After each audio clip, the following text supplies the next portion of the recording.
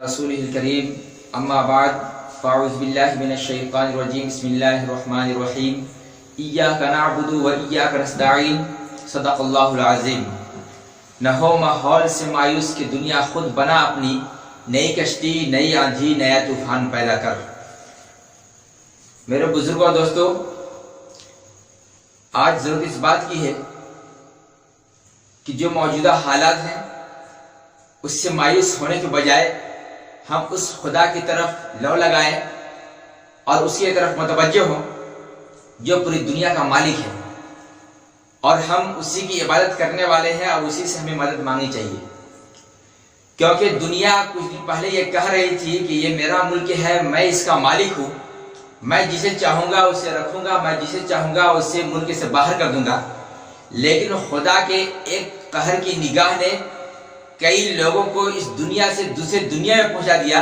जो लोग ये कह रहे थे कि मेरा मुल्क है, मैं जिसे चाहूंगा उससे रखूंगा, तो अब पूरी दुनिया इस बात को मानने पर मजबूर हो चुकी है कि नहीं, मैं मालिक नहीं हूं, मेरा मुल्क नहीं है, मेरा देश नहीं है, बल्कि एक जात ऐसी है जो पूरी दुनिया को चला रहा है, और हम अल्लाह के फजल करम से उसी जात को मानने वाले हैं जो पूरी दुनिया का खालिक व मालिक है। लेकिन आज मैं आप लोगों को इस तरफ मुतवज्जो दिलाना चाहूंगा कि इतने सब कुछ होने के बावजूद भी आज हमारे किरदार कैरेक्टर क्या है और हम क्या कर रहे हैं। क्योंकि जब कुछ दिन पहले नसीहत की जा रही थी कि आप नमाज अदा करें, आप नेकी की तरफ तवज्जो दें, तो लोगों को अपने दुकान मकान ज्यादा प्यारे लग रहे थे और वो अपने दुकान में इस तरह, अपने कारोबार में इस तरह मसरूफ थे कि उनके पास 15 मिनट का वक्त नहीं था कि वो 15 मिनट वक्त निकाल करके खुदा की बारगाह में जाकर हाजिर दें।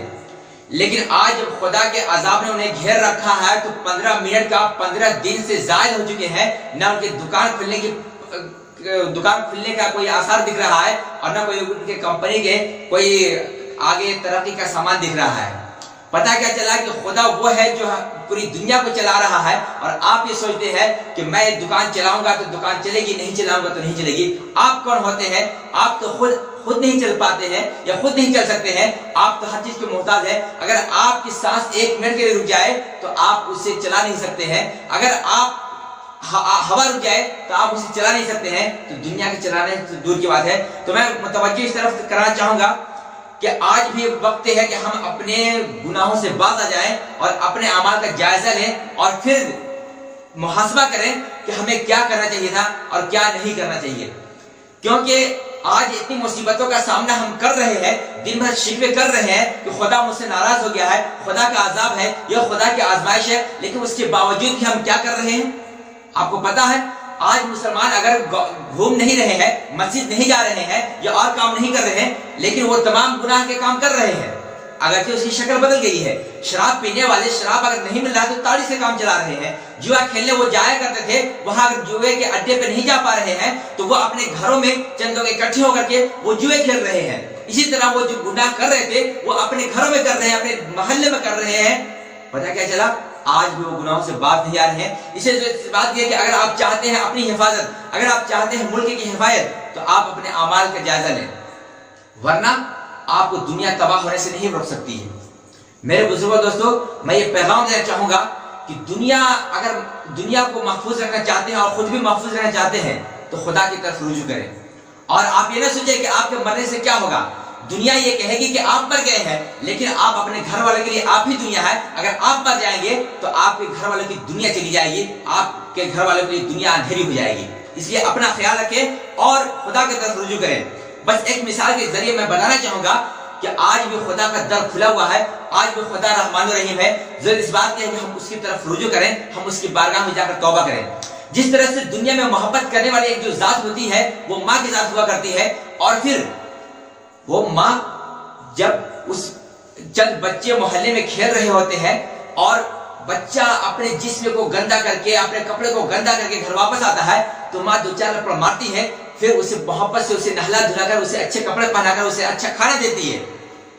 तो सोचे कि हम खुदा के बंदे हैं, अगर हम भी गुनाह से अपने आप को गंदा कर चुके हैं, अब भी अपने गुनाह की वजह से मेरे अमाल गंदे हो चुके हैं, हमारे गुनाह से हमारा जिस्म गंदा हो चुका है, लेकिन आज भी खुदा की बारगाह में अगर हम जाएं تو جس طرح ماں اپنے بچے سے محبت کے بنا پہ اس کی گناہوں کو اس کی کچھ سزا دے کر کے اس کی غلطیوں کو معاف کر کے پھر اس سے محبت کرتی ہے, اپنے گلے سے لگاتی ہے, تو خدا بھی رحمان الرحیم ہے. ہم اس کی بھی بارگاہ میں جائیں گے تو وہ بھی ہماری گناہوں کو سزا دے کر کے پھر وہ ہم سے محبت کرے گا اور ہماری گناہوں کو معاف کرے گا اور پھر اپنے بارگاہ میں مقبولیت کا شرف عطا کرے گا.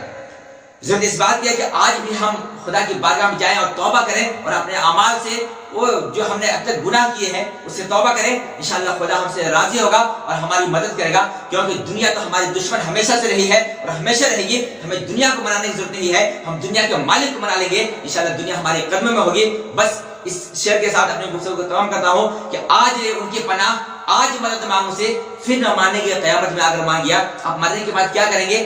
آپ اس وقت کیا کریں گے جب آپ کو دنیا قید کر چکی ہوگی. اسی وجہ سے بات یہ ہے کہ ابھی جو آفات سے آپ محفوظ ہیں, آپ اگر مصیبتوں سے محفوظ ہیں, آپ اگر کورونا جیسے وائرس سے محفوظ ہیں, اگر دنیا کے ظالم سے محفوظ ہیں, تو آپ خدا کے بارگاہ میں جائیں اور خدا سے مدد مانگیں. انشاءاللہ آپ یہاں بھی کامیاب رہیں گے اور وہاں بھی کامیاب رہیں گے.